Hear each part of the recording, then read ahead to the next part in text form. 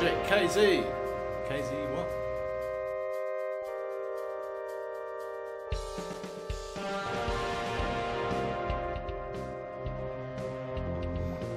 Total sidetrack, but I'm looking at the foot pegs. And the beauty of the situation is, so yes, obviously this has got a little kink up, the old 90-degree, whatever the hell.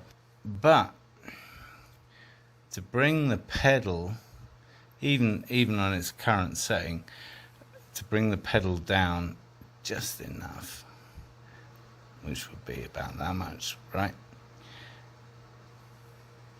would be perfect. And the brake pedal switch is on the kind of almost on the maximum adjustment the other way, so we got plenty of adjustment in the switch already with the existing ridiculously long spring to do that, so that's encouraging.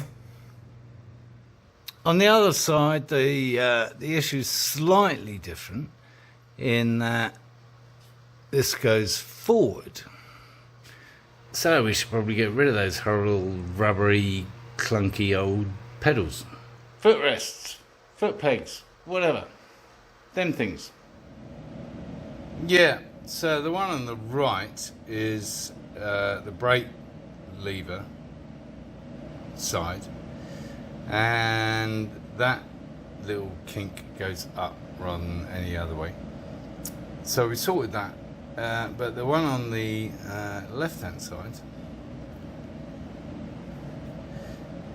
is the gear lever, and this goes forward, and 3 inches in terms of foot sizes is quite substantial, honestly. You know, and I got big feet, and they wouldn't reach that. Even my mate Will with size 14s would struggle to reach the pedal if the actual peg came out here. So that's a problem. Just going to replace the breather pipes off the back of the carb, so they come up here and pop up there. I think they look nice in turquoise.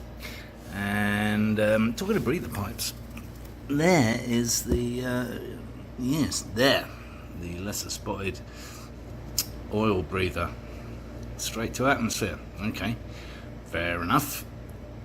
That looks like it could do with renewing. Just so happens I've got a couple of those.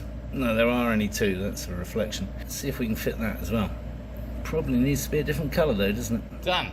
Perfect place for it to dry. Lovely. Yes, more finishing details way ahead of time. Meantime, that's off, ready for the new one. We won't be putting it on yet, we'll just be blocking the hole. And talking of oil, we're going to need to do an oil change. This baby's been sat for a couple of years. Yes, and there were more pipes off these boys here. So I guess they'll need replacing too. I think they're missing on the Honda. I mean, they just weren't there. So that's worth looking at. Yes, these guys. Yeah. They all went kind of down to the ground, obviously. So again, just kind of fuel overflow safety, so it doesn't pour onto a hot engine, which kind of makes sense, honestly. Because we're all about safety, as you well know. That's why we're going to go 200 kilometers an hour in that thing. Anyway, that's another episode. I have episode. Actually, it's a whole new other series. So yeah, if you haven't already, subscribe and check that out. And give the video the thumbs up. So yeah, that needed swapping out for sure, and I like that better than an oil catch can, right? Because those catch cans are quite heavy. So from a cafe racer point of view, adding lightness, and that's all we've got on the Stratos, something like that. Yeah, does the job, as you can see. Quite grimy. And from my American friends, grimy comes from the town in England called Grimsby, as does the word grim. Anyway, there's the new clean version, colour coded accordingly, apart from the filter itself, of course. And it's alright, it'll soon go black, so... Another little blemish I spotted just when I was around this area is that HT lead's got a little bit of a gap in it. Yeah, we don't want anything shorting off that, do we?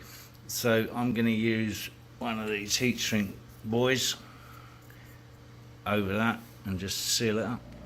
So let's look at this throttle grip twist hole fitting thing. So this is the R6 cables, and that's kind of the solution I came up with, which, you know, I think we can do better really. We just need to get something actually made, if necessary, for the Kawasaki. So let's take this apart, keep the little bits and pieces that I made up, which honestly, a bit of a bodge job. Well, the good news is that the Kawasaki cables, both of them are 10 by 1.2.5, so we're all good. And yeah. So no need for any ridiculous contraptions because they have their own lock nuts. The bad news would appear to be that this is ridiculously long, and unfortunately that's the go pedal as opposed to the stop pedal. Yeah, colour coded. That might be a problem. Not that we need the return one necessarily, because they've always got a spring, right? It's back here. Always got a spring. Anyway, we'll keep this stuff because we might need it for that, because that's gonna have that in it. A little bit of modification to the light for the rear light, just cutting out this section here so that that can sit nice and horizontal, our lens. And this is off the Yamaha again. Well, this is off the Suzuki. This was the air filter, or half of it. And luckily we got this hole drilled nice and neatly, right slap bang in the middle. Just about perfect actually. So I'm going to drill a hole in the bottom there, put a spacer in, and that'll be that kind of ready to go. And that's pretty cool, isn't it? That said, we've got to find some kind of mounting device this end to tie this into the top of the tailpiece, because if you remember it flopped down. So we might go for a kind of split screen type affair and just have a strip of aluminum up the middle there, or we might just put it through that hole there and that'll be hidden anyway. I'd probably go for that actually, less complicated. What is going to be complicated is attaching it inside here, obviously without, you know, like a nut and bolt coming out the top or a rivet or whatever. May use just a little bit of JB Weld actually. Yeah. Essentially it's just going to be a little bracket like that. So what we could do is like even melt that into the plastic maybe, and then just tape over it with some serious tape. There's all kinds of options, a little bit of fiberglass, who knows. Meantime, I've marked where I need to drill the hole in the metal unit using my non-screwdriver with a little bit of white paint on the end. Poke it through the hole. Yeah, perfect. Lovely little rubber spacer in there. Actually, it's a double rubber. Doubly safe. Yes. Cool. And while we're on the lights, I want to do something different on this one. You know, I've done twin lights and single lights and whatever, but I've never, you know, the back lights I've been quite creative with. Front lights, not so much. So I'd really like to explore some different possibilities. And when these forks were on the Yamaha, we had the two lights mounted down here, and they were kind of cool because they were, well, they were these things. Yeah, those boys. So, you know, they were a little bit different, I suppose, very Street Fighter. But yeah, I just want to do something different. Probably a strip for the running light. As you know, I keep random bits of metal, etc., and some of these could work. I'm thinking, you know, it's complicated there. Something like that, or something like that, or something like that.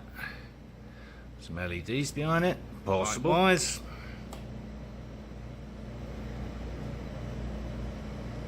Maybe. Food for thought. And plenty of it. random stuff. Yeah. Well, look what just arrived. Yeah, very exciting. Green, very green shock absorbers. I rather like those. Shall we get them out of the box, complete with more of these very useful tools that we've already been using on the front forks, and some potentially different spaces for the fittings. Let's just make sure they're roughly the right length. They're going to look so cool. Yeah. Okay. A little bit higher. I guess we can adjust them down a little bit. Yeah, they're about ½ inch higher, I would say. That's the crucial bit. Perfect 12mm bolt as per kind of standard, so that's good. Lovely jubbly.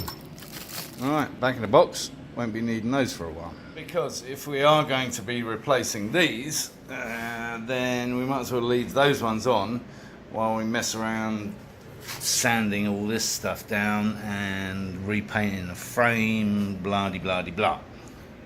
Exhaust wise, these two outer ones are just bolted on, and I wish these were, but they're not, they're welded. So I think I'm going to have to cut them at the weld, pre-weld, and then get some 2-in-1s, and then, yeah, not going to do the crossover. I know it's slightly performance enhancing, but let's face it, this bike ain't going to burn anyone off, and then just sort out the rest of it later. So that's that done. But yeah, as you can see, yeah, underneath, not in great nick, little dents, chips all over the place. So probably going to paint them up matte black. They'll look good. Yes, we got stickers. We love stickers. Not sure where we're going to put them yet. Probably the big ones on the forks, or those ones, whatever. Anyway, we've mislabeled the front forks. Yes, because they're Yamaha, right? Never mind. And while we're on odds and sods, this of course is new order. Everything's gone green. Yes, everything's gone green, and I've changed the colour. Of course, it's a Kawasaki. And still on the random stuff, yeah, headlines. I considered this already for the Yamaha, which is kind of ironic and suitable at the same time, because these are the Yamaha forks. This is actually a front fender off the FJ, a bull bar type deal, or part of it at least.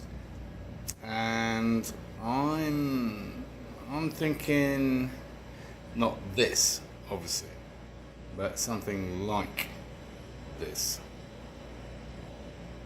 There, that's much better.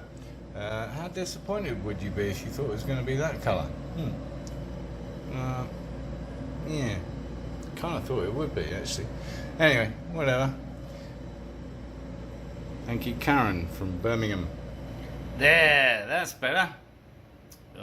If not somewhat misleading. And these air filter pods looked practically new, so all I've done is Kawasaki pea green, whatever the hell that green is, the end caps. Lovely. Coming together nicely, colour coding wise. I think you'll agree. Yeah. Meanwhile, on the exhaust front, we have found a company that does a straightforward, not quite as complicated as that, Y piece with an inside diameter of 35mm, which is perfect. And guess what? Yes, they're in the UK. So I've ordered 2 of them, so they'll flow into one, and then this piece can fit around that, making it whatever diameter that is, which hopefully will fit some kind of silencer. It's quite pretty, isn't it? Not bad from China. I've also sourced some foot pegs which may well fit in the original mounts, in which case I just need to clean these up, paint them up and we're ready to go, or we'll have to find some kind of adaptation as we normally do, but hopefully they'll fit. The issue here is to cut the pipes at the same level, hopefully. Although, honestly, it only matters in pairs, because if we're not going to join them down the middle, it don't matter. Anyway, so you've still got the issue of cutting them so that they're kind of level to fit into those Y joints that I'm talking about. And my best bet was to take a big sheet of cardboard and just spray. I tried it with a marker and it's like, yeah, that's not accurate enough. Well, that kind of works. Kinda. It's going to be close enough because there's always tolerance within the connection. So yeah, I think we chop the pipes. Throw that away. We have already numbered them, if you hadn't noticed.